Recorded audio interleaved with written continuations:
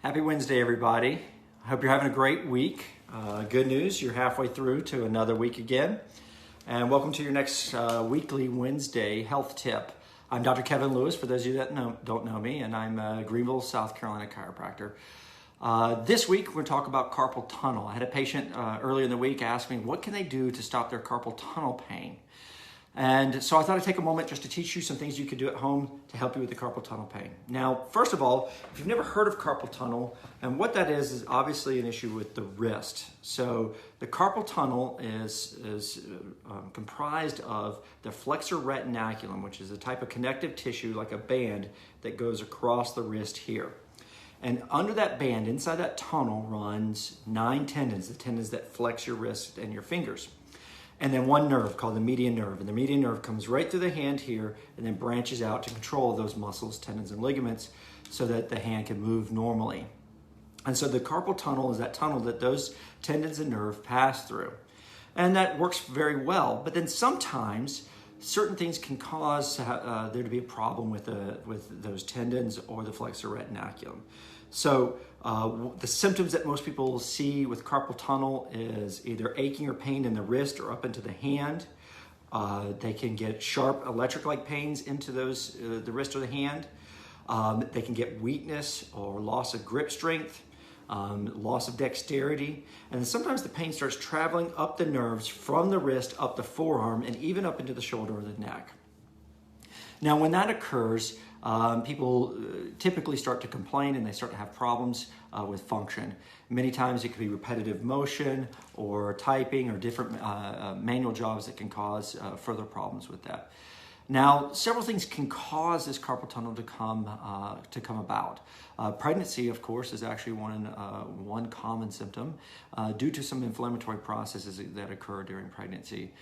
Inflammation that occurs in the flexor retinaculum, that inflammation can cause a buildup of pressure, which is putting pressure on the median nerve. And that's what's causing the pain, is pressure on the median nerve and the wrist. Secondly, that inflammation could be caused by inflammatory diet. The tissues around the median nerve could become inflamed and swollen. That could put pressure on that nerve. And then there's a bone in the wrist called the lunate. These are the carpal bones that start the hand, that connect the hand to the wrist, if you will.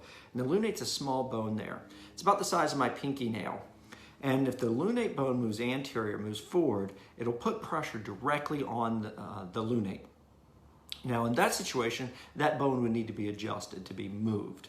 And a chiropractic treatment for that would be to move that bone out of the way, and now it's no longer putting pressure on the median nerve, and that will relax that pressure, and the patient's presentation will return to normal again. Now, of course, there's a surgical approach. The surgical approach is they can go in there and they can cut a V-shape cut into that flexor retinaculum to alleviate some of that pressure. And that can work for a lot of people. However, sometimes that does create weakness. Think of that flexor retinaculum like a rubber band. And once you start cutting a rubber band, it does start to lose its strength and can become weaker. So many times with carpal tunnel syndrome, they can only do that surgery once or maybe twice before they can't do it again. Otherwise, that entire structure will become degraded and it won't be able to be helped anymore, if that makes sense. So we always recommend chiropractic first to try to help that. Now, one thing we've also seen with patients is it may actually not be a problem in the wrist. See, the nerves that come out of the neck, they go down into the shoulders and they go all the way down the arms to control the hand. And the nerves in the neck control that. And sometimes we've found by doing specific testing in the office that the problem actually is with the neck and not with the wrist.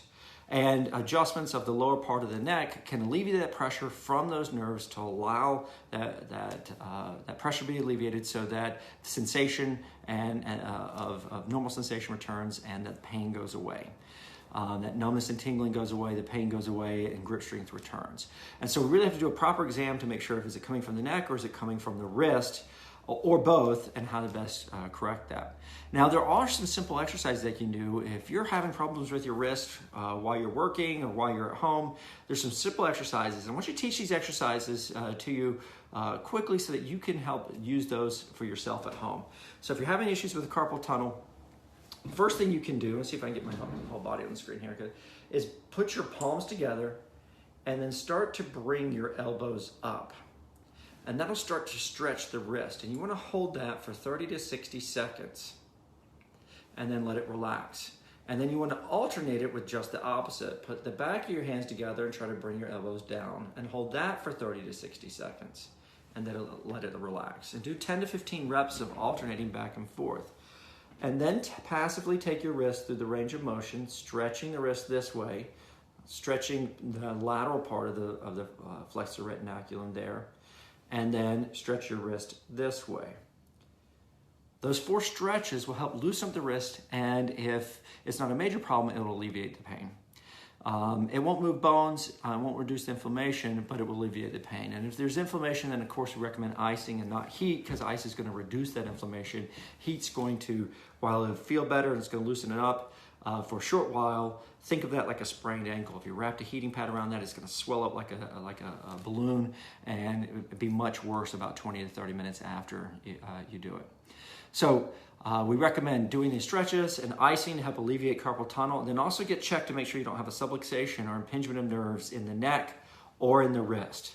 Impingement nerves in either one of those areas will cause that symptom of carpal tunnel. Well, I hope you guys have a great week. We got another video coming up for you guys next Wednesday. You guys are over halfway through with your week, so finish strong. Friday's coming up soon. I hope you have a great week, and we'll talk to you next week. Bye.